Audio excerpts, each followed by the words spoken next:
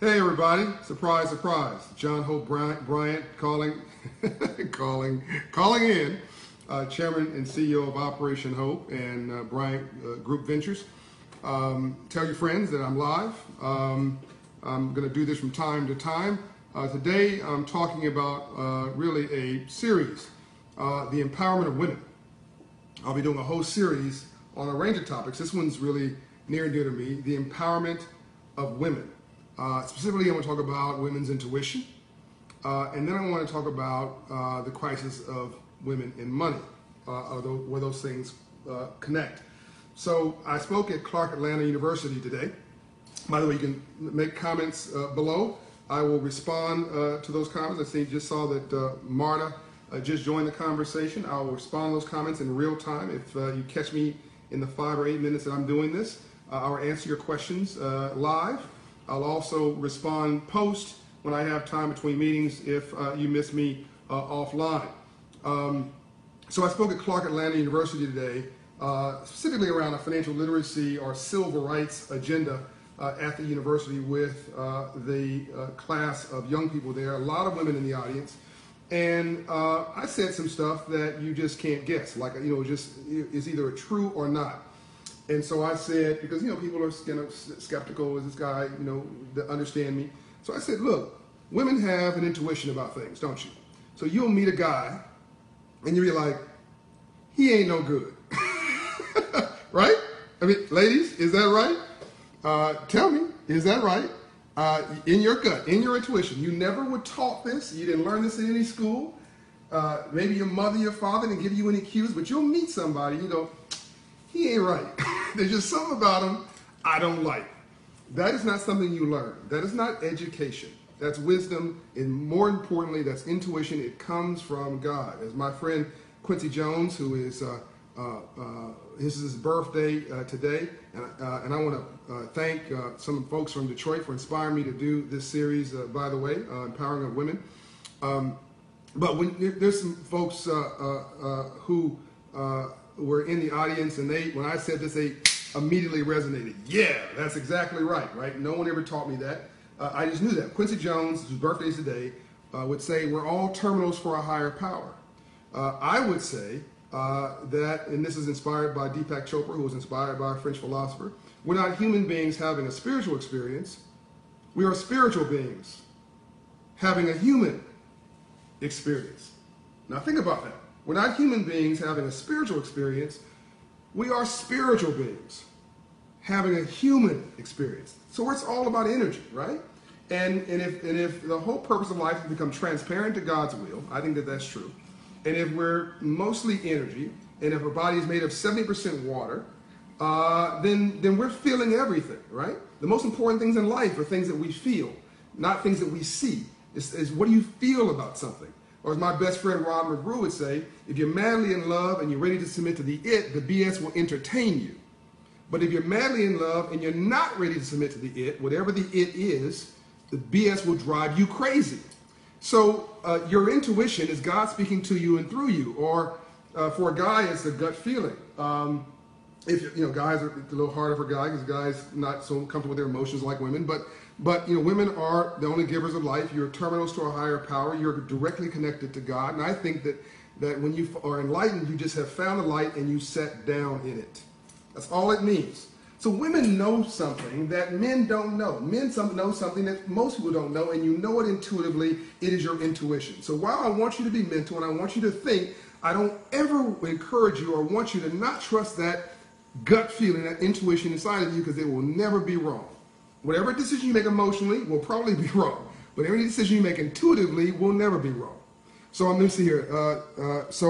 India Austin says, this is a real challenge. Yep. LaShawn said, yep, so true. Bridget says, trust it. Yep.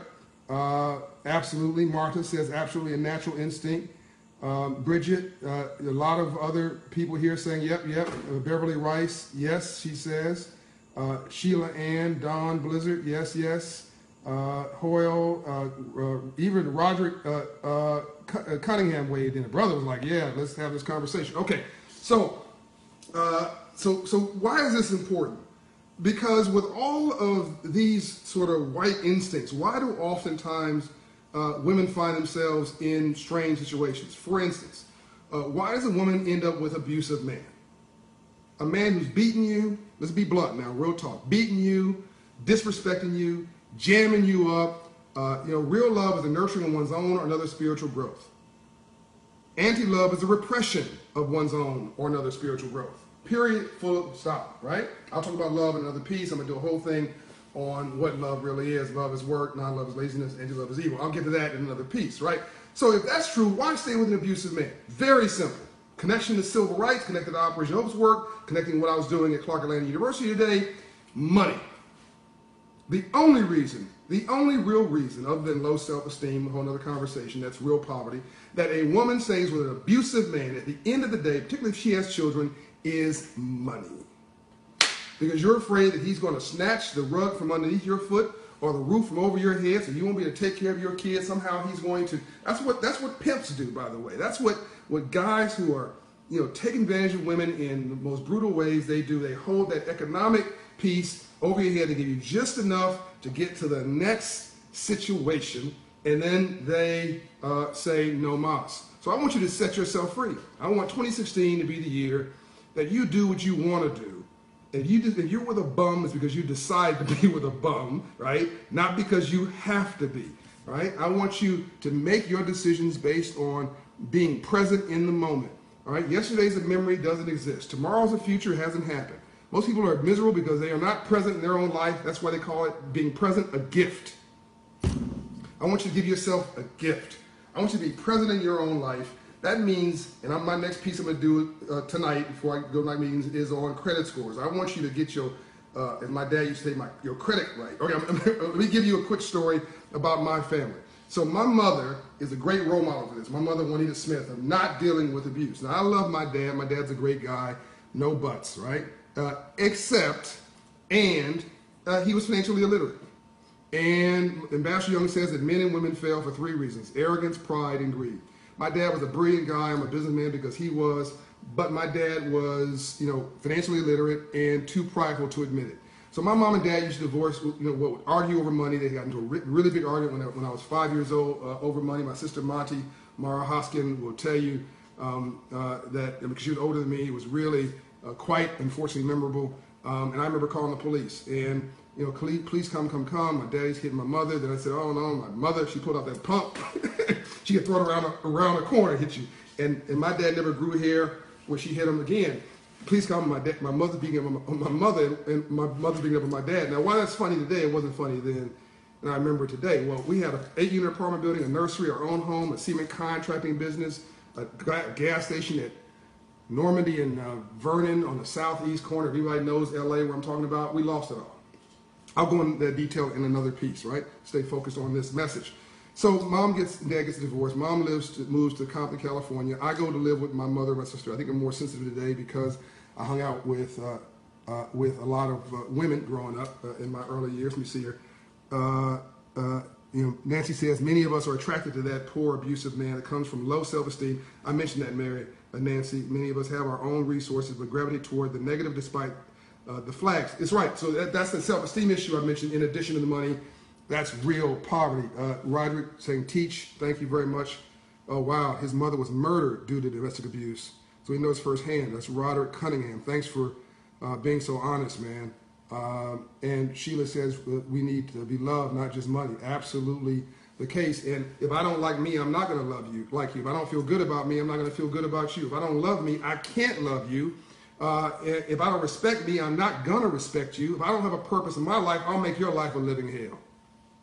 Whatever goes around, comes around. And so you have got to love yourself first. So my mother, who told me she loved me every day of my life. Now, in all honesty, my mother wasn't loved, in my opinion, the way I would consider love, from her mother. And her mother wasn't given love by her mother. I mean, my mother's mother loved her, but was not able to show it, not emote it, to give her affirmation. So my sister caught heck growing up. Boys didn't. It came down to the female line, and my mother corrected all that. And again, nobody's a saint, nobody's perfect. My mother is a fantastic mother, but she's trying to do everything, including be a father. When my mom and dad broke up, so I'm living with my mom and dad, my mother, with Monty, my sister, in Compton, California.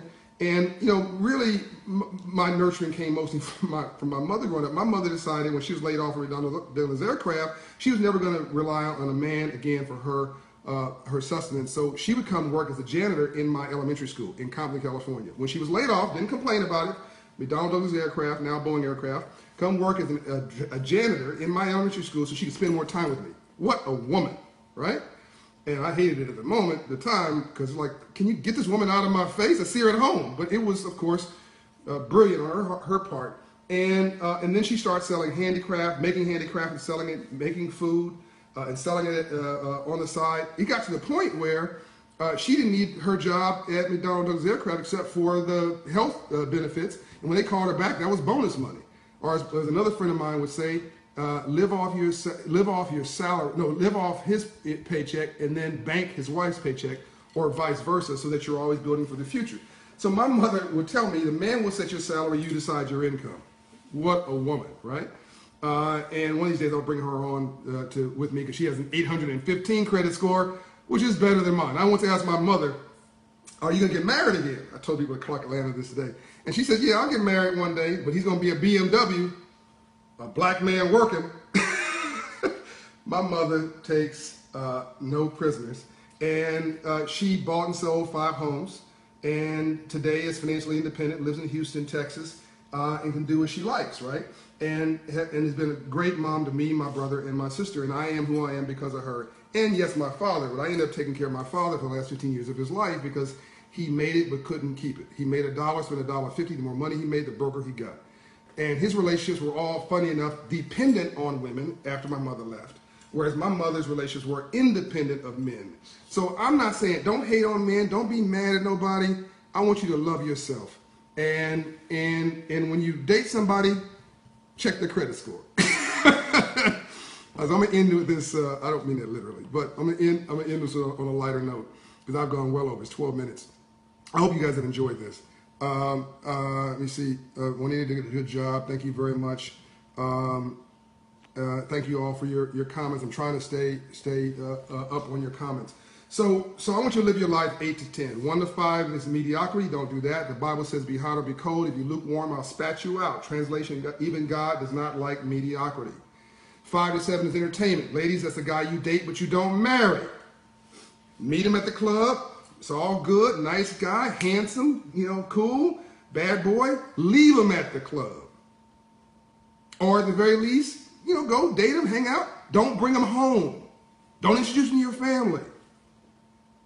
If you don't have a job, if he hasn't finished high school, if he's dropped out, if he doesn't pay taxes, you don't vote, if he's spending all this time on your couch, that's not a good sign.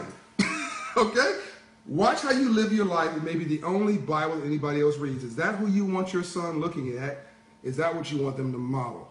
Now, there's no perfect here, right? I'm not perfect. Nobody's perfect. But a saint is a sinner that got up. Make sure you got a man that's willing to get up.